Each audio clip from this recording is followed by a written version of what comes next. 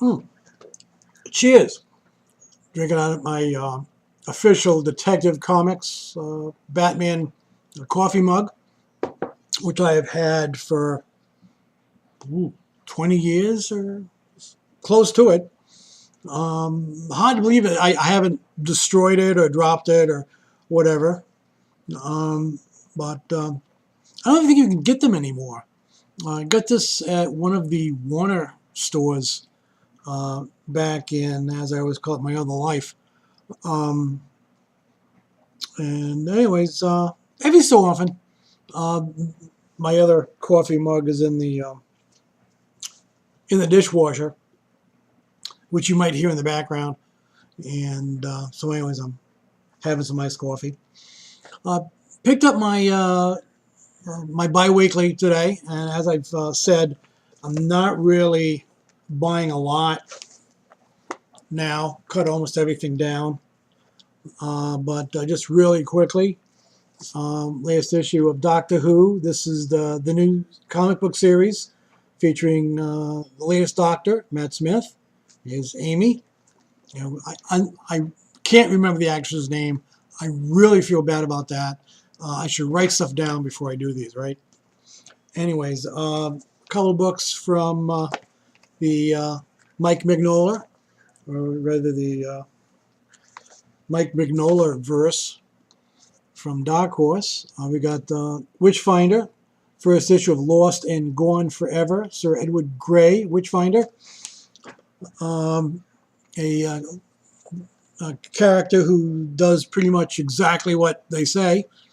He's brought in to find witches and supernatural events. He's a detective, and he doesn't like the term witchfinder, but that's what he is known as, and spoken of behind his back. Uh, really good series. I say pick up the first trade paperback if you have a chance, and grab the first issue of the new series. Here we have issue 2 of Sleeping in the Dead, the new Hellboy series. Well, the second of 2 issues. Hellboy has been away from the BPRD for, must be the last 4 or 5 years. And he seems to be working his way back. And while the War of Frogs going on and Hell on Earth and everything, it's going to be nice to see him back. How happy he's going to be with the new BPRD, we'll see. Didn't I say the same thing last time out? I think I did. American Vampire. This is issue number 11. Outstanding series. One of my favorites. Scott Snyder, who I had not been familiar with, has become one of my favorite writers, at least with American Vampire. So I'm going to have to see what else he's done and check those out. Decided since I had still had like some gift certificates left, and only those those 4 books, I add something else. So I picked up a couple of the Jonah Hex trade paperbacks the last 2 times I've been in there, and picked up the first one and picked up the last. Went in today, though they had no others, so I picked up this one, Welcome to Paradise, which collects the first, how many? 1, 2, 3, 4, 5, 6, 7, 8, 9. The first 9 Jonah Hex stories from the old All-Star Western back then. Most of those about half are written by John Albano, and the rest by Michael Fleischer. I think it was Michael Fleischer that the character really began to develop into the character that most of us know of today.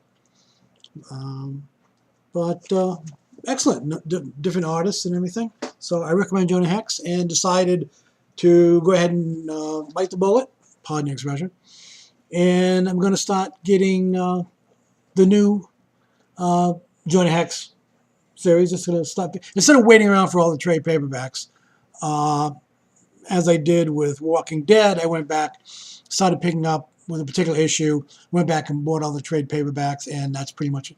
Now, this time I started buying the trade paperbacks and picked up here issue 64.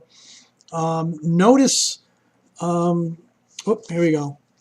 DC with their new Drawing the Line at $2.99, their big promotion. Now that they've been ripping us off, oh, pardon expression, they've decided to be kind to us fans, and they dropped the price $1.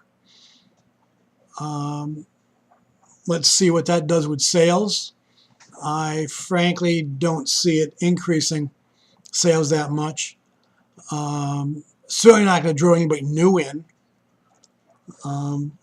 But we'll see. I guess we should be thankful for small favors. But yeah, okay. Hey, you know, an extra $1, not bad. I've been a fan, as I've said before, for a long time, and I've picked up back in that other life, as I say, a lot of different things at conventions and everything, and through fellow fans. And back in the early 80s, it's just starting to write some APAs, or if amateur press associations, if anyone still knows what those are.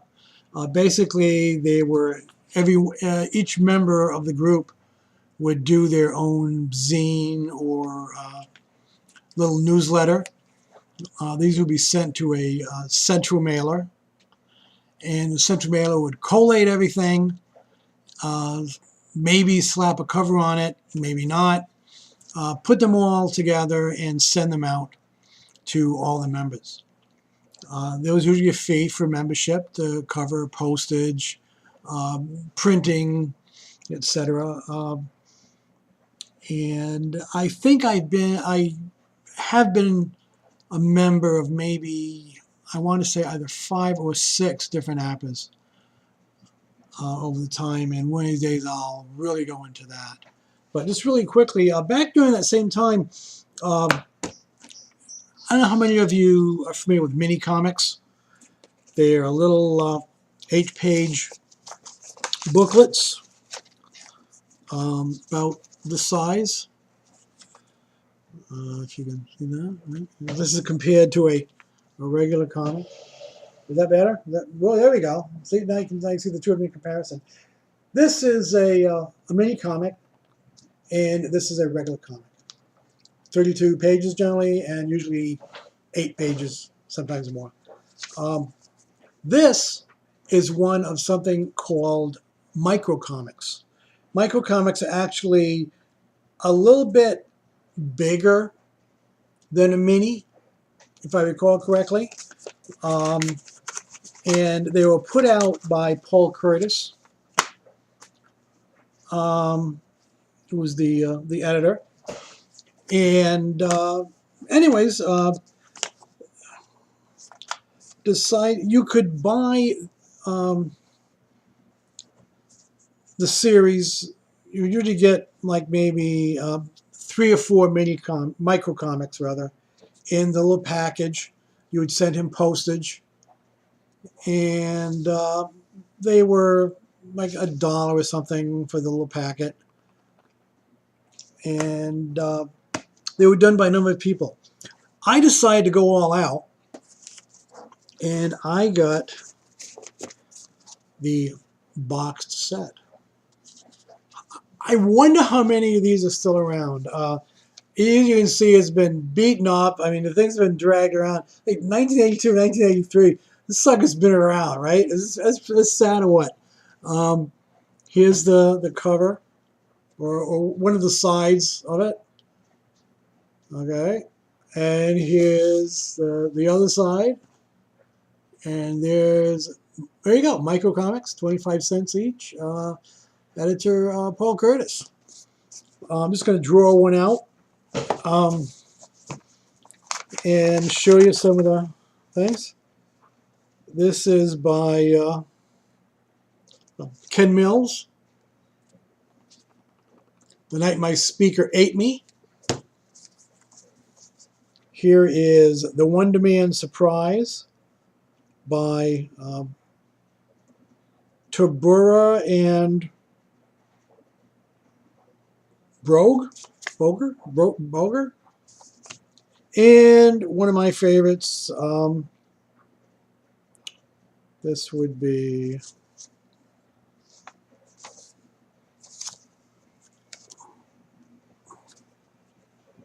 Suds Comics by Brian Pierce, who I used to know quite well. Brian and I used to get together in New York when he was into that. He worked for DC for a while in their art department, and we were good friends. He actually was the ones who convinced me to join Kappa Alpha. Kappa Alpha being one of the oldest continuing appas in comics. It's still going strong after, woo, somebody will correct me. I want to say 40, 45 years. I want to say 45 years. I may be wrong. Members like Mark Evanier, Tony Isabella, Bob Ingersoll, and Bill Shelley, Mark Verheiden, dozens of guys, some of whom we actually know, who became professionals. Mike, I'm sure you've heard of Mark Verheiden, who has done stuff for Heroes, worked in too much other stuff that I don't remember. And I would occasionally run into it at San Diego, and he would ask me, "Did you see this? Did you see that?" And I'm sorry, Mark, I'm not watching it. He's currently working on a collaboration with Steven Spielberg on a new science fiction series to be coming out sometime next fall. So keep an eye out for that. Real quickly, since this is going on way too long, I used to get trading cards. Don't now, except occasionally pick up some freebie stuff at San Diego. What we got here is some things I picked up. Speaking of San Diego, we got Oddball Comics by Scott Shore. This was published by Kitchen Sink Press. Originally, Scott used to call this Esoteric Comics. I think I saw his first presentation back